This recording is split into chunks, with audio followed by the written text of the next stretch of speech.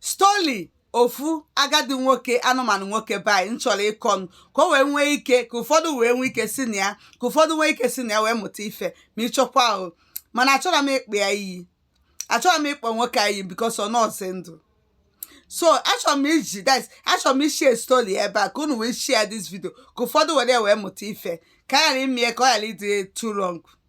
Yes, this guy bụ a graduate from Nigeria. Although ọ sị na ọ na-eme travel na awọrị ifa ka ifukwa mgbe idere nwọrị ndị ejenti na awọrị mmadụ and ọ dịka ọ nụgo ebe a 20 something years. Ọ sị na awọrị mgbe ọ na-abịa si ya na o rute ebe a si ebe a jezie obodo oyibo o rutezi ebe a no ways. So ọ bụ a graduate from the ohepu onwe mee sakwa and all that from the oga school. Ọ bụ doctor. Yes, before nwụọ doctor ka ọ bụ then ọ nwee IT. So fast forward to everything. Then ọbụzịa na ọnụgo ọnụgo onye obodo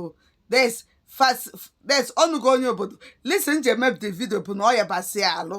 ọ ka ga ọ gbadago na age yabasị alụ wee chụbasịa nwaanyị banyị ọ listen je mere video wee na-asị ka use this medium wee gwa ndị ka ya medium ndị omume a okwu ịkago nka o ịdịkwuro ntụ ị na-aya alụ jisi ike iwe si na ị chọrọ ịnụ nwaanyị banyị whether ma na mgbadaka na abroad or na home mana ọ dị very wicked kedu dịrị obi unu mee ife ajọ obi a unu ji na ụmụ nwaanyị be anyị nọ n'obodo a ma ndị nke nọ na Nigeria ajọ obi a ya na-achụrụ back to sender ajọ obi a ya na-achụrụ back to sender ifu nọ na-ede isi ntụ n'iyabaga alụ adị na ọnwụ na-akụsịrị ya aka n'ụzọ ịchọba nwaanyị be anyị mana mgbe alụsi gị ike dị too young maybe ebe 40s 50s 50 something you chọrọ ịnụ nwaanyị banyị nọ mgbe ịgbadazi tipia 60 something and the company na-aya alụ ọkwa wickedness and ndị na-ekwupụta ịdị okwu a ma ndị na-eproceed ka faje menye m ịyatasị afọ n'ụwa and ebelief m na faya enwetadị nwaanyị banyị mana home mana abroad o nwere nke yerufe aka because so wickedness fadebefa n'ọnọdụ a and the wickedness ya ibutọpụzi onye ahụ mụnwa bife kwulie nwoke arụ adịrị o wee sị na ọ chọrọ nwaanyị banyị odo nwaanyị banyị a wee kpọtara ya nwaanyị banyị kpọtara ya the woman kwete because all child of God ọ sị na ọ ya adị ya mma na nsogbu adịrọ na faya anụ de kwetezi ka amara ha fa with faith here o kwete na the nwoke a ya adịrị